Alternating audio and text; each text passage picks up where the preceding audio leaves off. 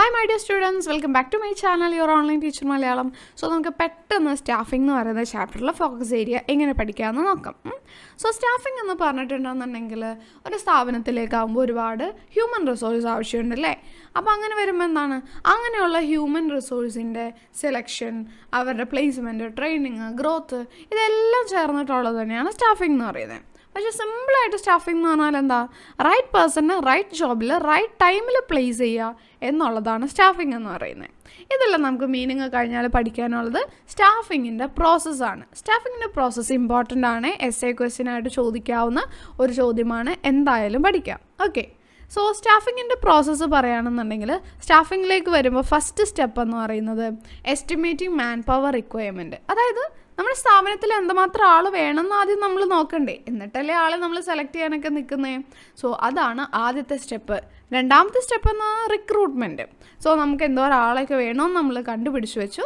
ഇനി പറയാണ് നമ്മുടെ സ്ഥാപനത്തിൽ ഇങ്ങനെയൊക്കെ കുറേ വേക്കൻസി ഉണ്ട്, വേഗം അപ്ലൈ ചെയ്തോളൂ എന്ന് പറഞ്ഞെന്താണ്, ഇങ്ങനെ പ്രോസ്പെക്റ്റീവ് എംപ്ലോയീസിന്, അതായത് ജോലി അന്വേഷണം നടക്കുന്ന ഈ എംപ്ലോയീസിനെ അറിയിക്കുക എന്നുള്ളതാണ് റിക്രൂട്ട്മെൻറ്റ്. റിക്രൂട്ട്മെൻറ്റ് കഴിഞ്ഞിട്ട് നമ്മൾ ആളുകളെയൊക്കെ അറിയിച്ചു, ആളുകളൊക്കെ വന്നു. അപ്പോൾ അതിൽ നിന്ന് എന്താണ്, ഇൻ്റർവ്യൂ എല്ലാം നടത്തി നമ്മളൊരാളെ സെലക്ട് ചെയ്യുക എന്നുള്ളതാണ്. അയാളുടെ സ്കില്ലും എല്ലാം നോക്കി സെലക്ട് ചെയ്ത് അയാളെ സെലക്ട് ചെയ്യുക എന്നുള്ളതാണ് മൂന്നാമത്തെ സ്റ്റെപ്പ്. അത് കഴിഞ്ഞിട്ടുണ്ടെങ്കിൽ സെലക്ട് ചെയ്തിട്ട് അയാൾക്ക് എന്താണ് പ്ലേസ് ചെയ്യണം അല്ലേ, ജോബിലേക്ക് പ്ലേസ് ചെയ്യണം, ഓറിയൻറ്റേഷനും കൊടുക്കണം. ഓറിയൻറ്റേഷൻ എന്ന് വെച്ചാൽ എന്താണ്, അയാൾ ആദ്യമായിട്ട് സ്ഥാപനത്തിൽ ജോലി ചെയ്യുന്നതാണ്, അതുകൊണ്ട് തന്നെ ഈ സ്ഥാപനം എങ്ങനെയാണെന്നും ആരുടെയൊക്കെ കൂടെ വർക്ക് ചെയ്യുന്നതെന്നൊന്നും അറിയില്ലായിരിക്കുമല്ലോ. സോ അതും എല്ലാ കാര്യങ്ങളൊക്കെ ഒന്ന് അയാളെ പരിചയപ്പെടുത്തി കൊടുക്കുക എന്നുള്ളതാണ് നാലാമത്തെ സ്റ്റെപ്പ്. ദെൻ അതൊക്കെ കഴിഞ്ഞ് എന്താണ്, അയാൾക്ക് ട്രെയിനിങ് കൊടുക്കണം അല്ലേ. കൃത്യമായിട്ട് ജോലി ആ ഒരു എംപ്ലോയി ചെയ്യണമെങ്കിൽ അയാൾക്ക് കൃത്യമായിട്ടുള്ള ട്രെയിനിങ് കൊടുക്കുക എന്നുള്ളതാണ് അഞ്ചാമത്തെ സ്റ്റെപ്പ്. ട്രെയിനിങ് ഒക്കെ കൊടുത്തിട്ട് എന്താ, ഈ ഒരു എംപ്ലോയി നല്ല രീതിയിൽ ജോലി ചെയ്യുന്നുണ്ടോ എന്ന് നോക്കണ്ടേ. നമ്മുടെ സ്ഥാപനം സെറ്റ് ചെയ്തിട്ടുള്ള സ്റ്റാൻഡേർഡൊക്കെ അനുസരിച്ചിട്ട് എംപ്ലോയി ജോലി ചെയ്തോ എന്ന് നോക്കലാണ് ആറാമത്തെ സ്റ്റെപ്പായിട്ടുള്ള പെർഫോമൻസ് അപ്രൈസൽ. ഇനിയിപ്പോൾ എംപ്ലോയി നല്ല രീതിയിലൊക്കെ ജോലി ചെയ്യുന്നുണ്ടെങ്കിൽ എംപ്ലോയിക്ക് ഒരു പ്രൊമോഷൻ കൊടുത്തേക്കാലോ. സോ ആ പ്രൊമോഷൻ കൊടുക്കുക എന്നുള്ളതാണ് ഏഴാമത്തെ സ്റ്റെപ്പ്, താഴെ നിന്ന് മുകളിലേക്കുള്ളൊരു പൊസിഷൻ. അപ്പോൾ എന്താണ്, അയാളുടെ സാലറിയും കൂടും, അയാളുടെ അതോറിറ്റി കൂടും, അയാളുടെ റെസ്പോൺസിബിലിറ്റി കൂടും, സ്റ്റാറ്റസ് കൂടും, ഇതൊക്കെ കൂടും എപ്പോൾ ഈ ഒരു പ്രൊമോഷൻ സംഭവിക്കുമ്പോൾ. then അത് കഴിഞ്ഞാൽ കോമ്പൻസേഷൻ. ഈ കോമ്പൻസേഷൻ എന്ന് വെച്ചാൽ പിഴ ചുമത്തുക എന്നുള്ളതല്ല കേട്ടോ. ബിസിനസ്സിൽ നമ്മൾ കോമ്പൻസേഷൻ എന്ന് ഉദ്ദേശിക്കുന്ന അവർക്ക് കിട്ടുന്ന സാലറിയും അലവൻസസും കാര്യങ്ങളാണ്. സോ കോമ്പൻസേഷനിൽ വരുമ്പോൾ ആ എംപ്ലോയിക്ക് കൊടുക്കേണ്ട സാലറി എത്രയാണ്, വേറെ എന്തെങ്കിലും ബെനിഫിറ്റ്സ് ഒക്കെ കൊടുക്കണോ, നല്ല കൂടിയ ജോലിക്കാണെന്നുണ്ടെങ്കിൽ നമ്മൾ എന്ത് ചെയ്യും, അയാൾക്ക് ചിലപ്പോൾ എന്താണ് കാറിൽ ഡ്രൈവർ, അതുപോലെ തന്നെ ഒരു വീട് വാടകയ്ക്ക് എടുത്ത് കൊടുക്കും, നല്ല നല്ല ടോപ്പ് ജോലികളൊക്കെ ആണെന്നുണ്ടെങ്കിൽ. സോ അങ്ങനെയുള്ള എന്തെങ്കിലുമൊക്കെ ബെനിഫിറ്റ്സ് കൊടുക്കണമെന്നുള്ളതാണ് എട്ടാമത്തെ സ്റ്റെപ്പിൽ വരുന്നത്. സോ സ്റ്റാഫിങ്ങിന് 8 സ്റ്റെപ്പാണുള്ളത്, നല്ല രീതിയിൽ പഠിക്കാം കേട്ടോ. അടുത്തതായിട്ട് നമുക്ക് പഠിക്കാനുള്ളതാണ് റിക്രൂട്ട്മെൻറ്റ്. റിക്രൂട്ട്മെൻറ്റിലേക്ക് എന്ന് വെച്ചാൽ എന്താണ്, നമ്മുടെ സ്ഥാപനത്തിൽ ഇങ്ങനെ ജോലിയിൽ വേക്കൻസി ഒക്കെ ഉണ്ട്. സോ ആരെങ്കിലും അങ്ങനെ ജോലി അന്വേഷിച്ച് നടക്കുന്നവരെയൊക്കെ നമ്മളത് പറഞ്ഞ് അറിയിച്ച് അവരെ കൊണ്ട് ഈ ഒരു സ്ഥാപനത്തിലേക്ക് എന്താണ് ജോലിക്ക് അപ്ലൈ ചെയ്യിപ്പിക്കുക എന്നുള്ള പ്രോസസ്സാണ് റിക്രൂട്ട്മെൻറ്റ്. നിങ്ങൾ ക്യാമ്പസ് റിക്രൂട്ട്മെൻറ്റ് എന്നൊക്കെ കേട്ടിട്ടുണ്ടാവില്ലേ. അതെന്താണ്, ഇങ്ങനെയുള്ള ബിസിനസ് സ്ഥാപനങ്ങളൊക്കെ കോളേജിൽ വരുന്നു, അവിടെ കോളേജിൽ നിന്ന് ഇൻ്റർവ്യൂ ഒക്കെ ചെയ്ത് എന്താണ് ആ കോളേജ് പഠിച്ചിറങ്ങുമ്പോൾ ആ കുട്ടികൾക്ക് ജോലി എന്നുള്ള രീതിയിലേക്ക് അവരെ ആ സ്ഥാപനത്തിലേക്ക് റിക്രൂട്ട് ചെയ്തെടുക്കുക എന്നുള്ളതാണ് ക്യാമ്പസ് റിക്രൂട്ട്മെൻറ്റ്. ഓക്കെ, അപ്പോൾ ഈ റിക്രൂട്ട്മെൻറ്റ് എന്ന് പറയുന്ന 2 രീതിയുണ്ട്. ഒന്നാണ് ഈ ഇൻറ്റേർണലും, 2 എക്സ്റ്റേർണലും. ഇൻറ്റേർണൽ എന്ന് വെച്ചാൽ നമുക്ക് സ്ഥാപനത്തിൽ ആൾക്കാരെ ആവശ്യമുണ്ട്, ജോലിക്കാരെ ആവശ്യമുണ്ട്, അത് സ്ഥാപനത്തിൻ്റെ ഉള്ളിൽ നിന്ന് തന്നെ എടുക്കുകയാണ്. ഉള്ളിൽ നിന്ന് പറയുമ്പോൾ എന്താ, ആദ്യത്തേതാണ് ട്രാൻസ്ഫർ. ഇപ്പോൾ എന്താണ്, എറണാകുളത്തുള്ളൊരു ബ്രാഞ്ചിലേക്ക് ഒരു 20 എംപ്ലോയീസിന് വേണമെന്ന് വിചാരിക്കാം. കാസർഗോഡ് കുറച്ചാണ് അധികം ഉണ്ട്. ഇപ്പോൾ നമ്മുടെ സ്ഥാപനത്തിന് ഒരുപാട് ബ്രാഞ്ചൊക്കെ ഉണ്ടെങ്കിൽ എന്താണ്, ആ ഒരു കാസർഗോഡുള്ള ആ ഒരു എംപ്ലോയിക്ക് കാസർഗോഡുള്ള ബ്രാഞ്ചിൽ ഒത്തിരി എന്താണ് എംപ്ലോയീസൊക്കെ ഉണ്ട്. സോ എന്ത് ചെയ്യാം, അവിടെ നിന്ന് കുറച്ച് 20 പേരെ ട്രാൻസ്ഫർ ചെയ്ത് എന്താണ് നമുക്ക് എറണാകുളം ബ്രാഞ്ചിലേക്ക് കൊണ്ടുവരാം അല്ലേ. സോ അതാണ് ട്രാൻസ്ഫർ എന്ന് പറയുന്നത്. ജോലിയിലൊന്നും മാറ്റം വരുന്നില്ല, ഷിഫ്റ്റ് ചെയ്യുക മാത്രമേ ചെയ്യുന്നുള്ളൂ. അതേസമയം രണ്ടാമത്തേതാണ് പ്രൊമോഷൻ. പ്രൊമോഷൻ എന്ന് പറഞ്ഞാൽ എന്താ, ടോപ്പായിട്ടുള്ള പൊസിഷനിലേക്ക് താഴെ നിന്ന് ഒരാളെ സെലക്ട് ചെയ്തെടുക്കലാണ്. അപ്പോൾ അങ്ങനെ നമുക്ക് എന്ത് ചെയ്യാം, ഓർഗനൈസേഷൻ്റെ ഉള്ളിൽ നിന്ന് ആളെ കണ്ടെത്താം. ദെൻ എക്സ്റ്റേണൽ സോഴ്സസ് ഏതൊക്കെയാണെന്ന് വെച്ചിട്ടുണ്ടെങ്കിൽ, എക്സ്റ്റേണൽ സോഴ്സസിലേക്ക് വരുമ്പോൾ ആദ്യം വരുന്നതാണ്, അതായത് പുറത്തുനിന്ന് ആളെ എടുക്കുകയാണ്. അപ്പോൾ അതെന്ന് വെച്ചാൽ ഡയറക്റ്റ് റിക്രൂട്ട്മെൻറ്റ്. ഡയറക്റ്റ് റിക്രൂട്ട്മെൻറ്റ് എന്ന് വെച്ചാൽ എന്താണ്, ഈ നമ്മുടെ സ്ഥാപനത്തിൻ്റെ നോട്ടീസ് ബോർഡിൽ നമ്മൾ ഇതേപോലൊരു ബ്രൗഷറോ അല്ലെങ്കിൽ എന്താണ് എന്തെങ്കിലും ഒരു ചെറിയ പേപ്പറിലുള്ളതോ ആഡ് പോലെ, അതായത് ഇന്ന വേക്കൻസി ഉണ്ടെന്നൊക്കെ ഉള്ള രീതിയിൽ ഒരു നോട്ടീസ് പബ്ലിഷ് ചെയ്യും. അപ്പോൾ ഈ സ്ഥാപനത്തിൽ വന്ന് പോകുന്നവർ, ജോലി അന്വേഷിച്ച് പോകുന്നവരെന്ത് ചെയ്യും, അവിടെ ഇന്ന ഡേറ്റിൽ ഇവിടെ സെലക്ഷൻ നടക്കുന്നുണ്ടെന്ന് കാണും. അവർ ആ ഡേറ്റിൽ വരും, ജോലിക്ക് അപ്ലൈ ചെയ്യും. രണ്ടാമത്തേതാണ് casual callers from waiting list. അതായത് ഓരോ എംപ്ലോയീസും ഇങ്ങനെ അവിടെ വന്നു പോയിട്ടുള്ള ആളുകളുടെ ആപ്ലിക്കേഷൻസ് ഒക്കെ എടുത്ത് വച്ചിട്ടുണ്ടാകും, ജോലി അന്വേഷിച്ച് വന്നു പോയവരുടെ. സോ എപ്പോഴെങ്കിലും കുറച്ച് ജോലിക്കാർ ആവശ്യമുണ്ടെന്ന് തോന്നിക്കഴിഞ്ഞാൽ എന്ത് ചെയ്യും, ആ വെയിറ്റിംഗ് ലിസ്റ്റിൽ നിന്ന് കുറച്ച് പേര് വിളിക്കും. ദെൻ അഡ്വർടൈസ്മെൻറ്റ്സ് നമ്മൾ കാണാറില്ല, നമുക്ക് വാട്സപ്പിലൂടെയൊക്കെ പല രീതിയിൽ ജോബ് വേക്കൻസീസ് വരാറുണ്ട് അല്ലേ. സോ ആഡ് കൊടുക്കുകയാണ്. ദെൻ എംപ്ലോയ്മെൻറ്റ് എക്സ്ചേഞ്ചസ്, നിങ്ങൾ 10th ഒക്കെ കഴിഞ്ഞപ്പോൾ എംപ്ലോയ്മെൻറ്റ് എക്സ്ചേഞ്ചിൽ പോയിട്ട് രജിസ്റ്റർ ചെയ്തിട്ടുണ്ടാകുമല്ലോ. സോ ജോലിയില്ലാത്ത ആളുകളാണ് അവിടെ പോയി രജിസ്റ്റർ ചെയ്യുന്നത്. സോ എന്തെങ്കിലുമൊക്കെ ഈ പറഞ്ഞ സ്ഥാപനത്തിൽ ഇതേപോലെ ഒഴിവ് വരുമ്പോൾ സ്ഥാപനങ്ങൾ ഇങ്ങനെയുള്ള എംപ്ലോയ്മെൻറ്റ് എക്സ്ചേഞ്ചുമായിട്ട് കോൺടാക്ട് ചെയ്തിട്ട് അവിടെ നിന്ന് കുറച്ച് ആളുകൾ സെലക്ട് ചെയ്ത് എടുക്കുകയാണ് ചെയ്യുന്നത്. ദെൻ പ്ലേസ്മെൻറ്റ് ഏജൻസീസ് അതിൻ്റെ പേഴ്സണൽ കൺസൾട്ടൻസ് എന്ന് വെച്ചിട്ടുണ്ടെങ്കിൽ ഇങ്ങനെ സ്ഥാപനങ്ങളിലേക്ക് വേണ്ട കൃത്യമായിട്ട് സ്കില്ലുള്ള ആളുകളെ കണ്ടുപിടിച്ച് സെലക്ട് ചെയ്ത് കൊടുക്കുന്നതിൽ പ്രൊഫഷണൽസ് ആയിട്ടുള്ള ആളുകളാണ് ഇവരെന്ന് പറയുന്നത്. സോ അങ്ങനെ പ്ലേസ്മെൻറ്റ് ഏജൻസീനെ നമ്മൾ അവർ നേരെ കണ്ട് സംസാരിച്ച് അവർ പറയുന്ന ആ ഒരു എമൗണ്ടൊക്കെ കൊടുത്തു കഴിഞ്ഞാൽ ബാക്കി ഫുൾ കാര്യം അവർ നോക്കിക്കോളും. സോ അങ്ങനെ റിക്രൂട്ട്മെൻറ്റ് നടക്കാറുണ്ട്. പിന്നെ ഞാൻ നേരത്തെ പറഞ്ഞതുപോലെ ക്യാമ്പസ് ക്യാമ്പസിലേക്ക് വരുന്നു, അവർ കുട്ടികളെ ഇൻ്റർവ്യൂ ചെയ്യുന്നു. ദെൻ അവർ പഠിച്ചിറങ്ങുമ്പോൾ അവർക്ക് ജോലി എന്നുള്ള രീതിയിൽ ലാസ്റ്റ് ഇയേഴ്സിനാണ് ക്യാമ്പസ് ഇൻ്റർവ്യൂസ് ഉണ്ടാകുക. ദെൻ നിലവിലുള്ള എംപ്ലോയീസ് റെക്കമെൻഡ് ചെയ്താൽ അതിൻ്റെ അടിസ്ഥാനത്തിൽ ഇതേപോലെ റിക്രൂട്ട്മെൻറ്റ് നടത്താറുണ്ട്. ദെൻ ലേബർ കോൺട്രാക്ടേഴ്സ് ഉണ്ടാകില്ലേ, അവരുടെ കീഴിൽ അവർക്ക് പരിചയത്തിലുള്ള ഒരുപാട് ജോലിക്കാരുണ്ടാകുമല്ലോ. അപ്പം നമുക്കിപ്പോൾ വലിയ സ്കില്ലൊന്നും ആവശ്യമില്ലാത്ത ജോലിക്കാണെന്നുണ്ടെങ്കിൽ ടോപ്പ് പൊസിഷനിലേക്കല്ലാതെ ലോവർ ലെവൽ പൊസിഷനിലേക്കൊക്കെയുള്ള ജോലിക്കാരെ മതിയെങ്കിൽ എന്ത് ചെയ്യും, ഇങ്ങനെയുള്ള കോൺട്രാക്ടേഴ്സിനെ പോയി കോൺടാക്ട് ചെയ്യും. അപ്പോൾ അവരുടെ കയ്യിൽ കുറേ എംപ്ലോയീസൊക്കെ ഇങ്ങനെ ഉണ്ടാകുമല്ലോ. സോ അതിൽ നിന്ന് കുറച്ച് പേരെ സ്ഥാപനത്തിലേക്ക് എടുക്കുക ചെയ്യുന്നത്. ദെൻ TV അഡ്വർടൈസിങ് കൊടുത്തും അതുപോലെ തന്നെ ആളുകൾ ഇങ്ങനെ അപ്ലൈ ചെയ്യാറുണ്ട്. ദെൻ ഏറ്റവും ലാസ്റ്റാണ് വെബ് പബ്ലിഷിംഗ്.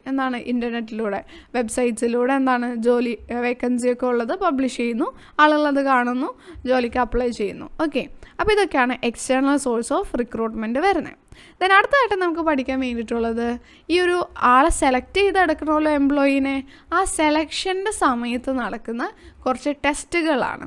അതിനെയാണ് സെലക്ഷൻ ടെസ്റ്റ് എന്ന് പറയുന്നത്.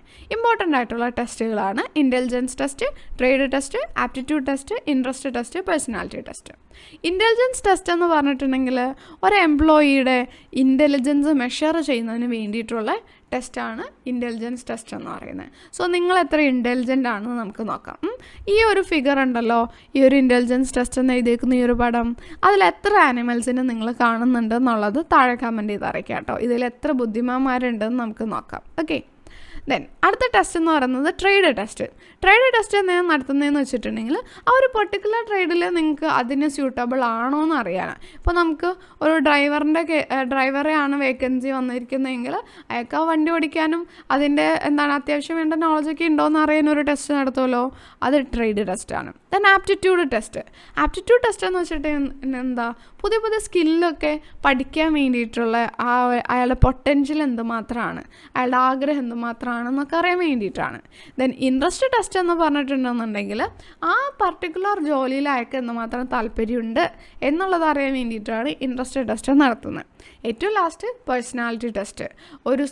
ഒരാൾക്ക് അയാളുടെ ഇമോഷൻസ് കൺട്രോൾ ചെയ്യാൻ പറ്റുന്നുണ്ടോ, അയാളുടെ റിയാക്ഷൻസ് എന്താണ്, മെച്യൂരിറ്റി ഉണ്ടോ, വാല്യൂസ് എന്തൊക്കെയാണ് എന്നൊക്കെ അയാളുടെ മൊത്തം പേഴ്സണാലിറ്റി അളക്കുന്നതിന് വേണ്ടിയിട്ടുള്ള ടെസ്റ്റുകളാണ് പേഴ്സണാലിറ്റി ടെസ്റ്റുകൾ. ഇതിൻ്റെയൊക്കെ ഇഷ്ടംപോലെ വീഡിയോസൊക്കെ നിങ്ങൾ കണ്ടിട്ടുണ്ടാകുമല്ലോ. ഓരോ സമയത്ത് ഓരോരോ ഇൻ്റർവ്യൂസിൻ്റെയൊക്കെ യൂട്യൂബിൽ ഇടയ്ക്കൊക്കെ നല്ല നല്ല വീഡിയോസ് വരാറുണ്ട്. സോ ഇതൊക്കെ ബേസ് ചെയ്തിട്ടാണ് വരുന്നത്. അടുത്തതായിട്ട് നമുക്ക് പഠിക്കാൻ വേണ്ടിയിട്ടുള്ളതാണ് ട്രെയിനിങ് മെത്തേഡ്സിൽ ഇമ്പോർട്ടൻ്റ് ആയിട്ടുള്ള ഏതൊക്കെ മെത്തേഡ്സ് ആണെന്നുള്ളതാണ്. അപ്പോൾ അതിൽ ട്രെയിനിങ് എന്ന് പറയുന്നത് മെയിനായിട്ട് 2 രീതിയിലാണ് ട്രെയിനിങ് കൊടുക്കുന്നത്. ഒന്നെന്ന് പറയുന്നത് ഓൺ ദ ജോബ് ട്രെയിനിങ്ങും, 2 ഓഫ് ദ ജോബ് ട്രെയിനിങ്ങും. ഓൺ ദ ജോബ് ട്രെയിനിങ് എന്ന് വെച്ചാൽ ജോലി ചെയ്തുകൊണ്ടിരിക്കാതെ തന്നെ ട്രെയിനിങ് കൊടുക്കുക, അതാണ്. അതിലേക്ക് വരുമ്പോൾ അപ്രൻറ്റിസ്ഷിപ്പ് പ്രോഗ്രാംസ് ഉണ്ട്. ഒരു ട്രെയിനീനെ ആ ഒരു എക്സ്പീരിയൻസ്ഡ് ആയിട്ടുള്ള പേഴ്സൻ്റെ കീഴിൽ നിർത്തും. അയാൾ ജോലി ചെയ്യുന്ന കണ്ട്, ഇപ്പോൾ ഇലക്ട്രിക്കൽ വർക്കൊക്കെ ആണെങ്കിൽ അങ്ങനെയല്ലേ, കൂടെ ഒരാളുണ്ടാവും പഠിക്കാൻ വേണ്ടിയിട്ട്. അപ്പോൾ അങ്ങനെ പഠിച്ചെടുക്കലാണ് അപ്രൻറ്റിസ്ഷിപ്പ് പ്രോഗ്രാം. ദെൻ കോച്ചിങ്, ഒരു കോച്ച് ഉണ്ടാകും, ആ കോച്ചിൻ്റെ കീഴിൽ കുറച്ച് ആളുകളുണ്ടാകും. അവരെ കോച്ച് കൃത്യമായിട്ട് പീരിയോഡിക്കായിട്ട് കൃത്യമായിട്ട് ട്രെയിൻ ചെയ്തെടുക്കുക. അതാണ് കോച്ചിങ്. ദെൻ ഇൻറ്റേൺഷിപ്പ് ട്രെയിനിങ് ഉണ്ട്. ഇൻറ്റേൺഷിപ്പ് ട്രെയിനിങ് എന്ന് വെച്ചിട്ടുണ്ടെന്നുണ്ടെങ്കിൽ സ്റ്റുഡൻസിന് പ്രാക്ടിക്കൽ എക്സ്പീരിയൻസിന് കിട്ടാൻ വേണ്ടിയിട്ട് എന്ത് ചെയ്യും, നല്ല ഇൻസ്റ്റിറ്റ്യൂട്ടൊക്കെ ആയിട്ട് ചേർന്നിട്ട് ഇൻറ്റേൺഷിപ്പ് പ്രൊവൈഡ് ചെയ്യാറുണ്ട്. അതാണ് internship training. Then job rotation എന്ന് വെച്ചിട്ടുണ്ടെങ്കിൽ ബാങ്കിലൊക്കെ നമുക്ക് കാണാൻ പറ്റും. അതായത് ആ ഒരു ട്രെയിനിക്ക് കുറച്ച് നാൾ ഒരു ജോബായിരിക്കും, പിന്നെ വേറെ ജോബ് കൊടുക്കും. അങ്ങനെ എല്ലാ ജോബിലും ഒരു എക്സ്പീരിയൻസ് കിട്ടാൻ വേണ്ടിയിട്ട് ഇങ്ങനെ ജോബ് റൊട്ടേറ്റ് ചെയ്യുക, മാറ്റി വയ്ക്കുക. അതാണ് job rotation. Then of the job training method എന്ന് വെച്ചിട്ടുണ്ടെങ്കിൽ ജോലി സ്ഥലത്തിന് പുറമേ ഉള്ള ഒരു സ്ഥലത്ത് നിന്ന്. അപ്പോൾ എംപ്ലോയീസിന് കൂടുതൽ കോൺസെൻട്രേറ്റ് ഒക്കെ ചെയ്യാൻ വേണ്ടിയിട്ട്. അതിലൊന്നാണ് ക്ലാസ് റൂം ലെക്ചേഴ്സ് എന്ന് വെച്ചിട്ടുണ്ടെങ്കിൽ പുറമേ ഇതേപോലെ ഒരു സ്ഥാപനത്തിൽ ഒരു ക്ലാസ് റൂമിലായിട്ട് കൃത്യമായിട്ടുള്ള എന്താണോ അവർക്ക് കൊടുക്കേണ്ട ആ ഒരു ഇൻഫർമേഷനും കാര്യങ്ങളെല്ലാം കമ്മ്യൂണിക്കേറ്റ് ചെയ്ത് കൊടുക്കുന്നു. ദെൻ ഫിലിം ഷോസ്, ഇപ്പോൾ ഡെമോൺസ്ട്രേഷനൊക്കെ വേണ്ട ഒരു ഇതാണെന്നുണ്ടെങ്കിൽ ഫിലിം ഷോസും വീഡിയോസും എല്ലാം കാണിച്ച് എങ്ങനെയൊക്കെയാണ് ഇത് ചെയ്യേണ്ടതെന്ന് പറഞ്ഞു കൊടുക്കുന്നു. കേസ് സ്റ്റഡി എന്ന് വെച്ചിട്ടുണ്ടെങ്കിൽ ഇപ്പോൾ മാനേജേഴ്സിനൊക്കെ ആണെന്നുണ്ടെങ്കിൽ ഒരു റിയൽ ലൈഫ് സിറ്റുവേഷൻ കൊടുത്തേക്കും. എന്നിട്ട് പറയും, ഈ ഒരു സിറ്റുവേഷൻ നിങ്ങൾ മാനേജറായിരുന്നെങ്കിൽ എങ്ങനെയൊക്കെ നിങ്ങൾ ഇതിന് സൊല്യൂഷൻ കണ്ടെത്തിയേനെ എന്ന് പറഞ്ഞ് ആ ഒരു കേസ്, ആ ഒരു പ്രോബ്ലം അവരെ കൊണ്ട് തന്നെ സോൾവ് ചെയ്യിക്കലാണ്. ദെൻ കമ്പ്യൂട്ടർ മോഡലിംഗ് എന്ന് വെച്ചിട്ടുണ്ടെങ്കിൽ റിയൽ ലൈഫിൽ ഇത് പ്രാക്ടീസ് ചെയ്താൽ ഒരുപാട് ഡേഞ്ചറസ് ആണ് എന്നുള്ള കാര്യങ്ങളൊക്കെ എന്ത് ചെയ്യും, കമ്പ്യൂട്ടർ മോഡലിങ്ങിൻ്റെ ഹെൽപ്പോടുകൂടി കമ്പ്യൂട്ടർ പ്രോഗ്രാമിൻ്റെ ഹെൽപ്പോടുകൂടി അതിൽ ട്രെയിനിങ് കൊടുക്കലാണ്. ഇപ്പോൾ ഫോർ എക്സാമ്പിൾ ഒരു ബിൽഡിങ് നമുക്ക് ഡിമോളിഷ് ചെയ്യണം. അപ്പോൾ അതെന്ന് പറയുന്നത് നേരെ പോയൊരു എംപ്ലോയിനെ കൊണ്ട് നമുക്ക് അതിനെ ചെയ്യിക്കാൻ പറ്റില്ലല്ലോ. അയാൾ ചിലപ്പോൾ മിസ്റ്റേക്സ് ഒക്കെ വരുത്തിയേക്കുക. അപ്പോൾ എന്ത് ചെയ്യും, കമ്പ്യൂട്ടർ പ്രോഗ്രാംസിൻ്റെ ഹെൽപ്പോടുകൂടി അത് ഇമിറ്റേറ്റ് ചെയ്യാണ്, അനുകരിച്ച് ചെയ്ത് പഠിച്ചു കഴിഞ്ഞിട്ടാണ് ശരിക്കും കാര്യങ്ങൾ ചെയ്യുള്ളൂ. അതാണ് computer modelling. Then vestibule training എന്ന് വെച്ചിട്ടുണ്ടെങ്കിൽ ഒരു ക്ലാസ് റൂമിൽ ഒരു വർക്ക് സിറ്റുവേഷൻ ക്രിയേറ്റ് ചെയ്യാണ്. അവർക്ക് വേണ്ട മെറ്റീരിയൽസും കാര്യങ്ങളൊക്കെ കൊടുത്തുകൊണ്ട് അവർക്കൊരു കേസ് കൊടുത്തേക്കും. സോ അത് അവർ ആ ഒരു ക്ലാസ് റൂമിൽ ഇരുന്നിട്ട് ചെയ്യലാണ് vestibule training. Then programmed instructions ഉണ്ട്. പ്രോഗ്രാംഡ് ഇൻസ്ട്രക്ഷൻ എന്ന് വെച്ചിട്ടുണ്ടെങ്കിൽ ഇവർക്ക് കൊടുക്കേണ്ട ആ ഒരു ഇൻസ്ട്രക്ഷൻസ് എന്ന് പറഞ്ഞാൽ കൃത്യമായിട്ട് സീക്വൻസ് ആയിട്ട് സിമ്പിളിൽ നിന്ന് കോംപ്ലക്സ് എന്നുള്ള രീതിയിലേക്ക് പ്രോഗ്രാം ചെയ്ത് വെച്ചേക്കാം. അപ്പോൾ കൃത്യമായിട്ട് പ്ലാൻ ചെയ്ത ഇൻസ്ട്രക്ഷൻസ് ആണ്. സോ ഇതാണ് of the job training methods. So ഇതാണ് നമുക്ക് സ്റ്റാഫിംഗ് എന്ന് പറയുന്ന ചാപ്റ്ററിൽ ഫോക്കസ് ഏരിയ ബേസ് ചെയ്ത് പഠിക്കാനുള്ളത്. ബാക്കി നമുക്ക് നെക്സ്റ്റ് ഡേയ്സിൽ വീഡിയോ ചെയ്യാം കേട്ടോ. സോ എല്ലാവരും മാക്സിമം സപ്പോർട്ട് ചെയ്യുക, ഫ്രണ്ട്സിനെല്ലാം ഷെയർ ചെയ്യുക. താങ്ക്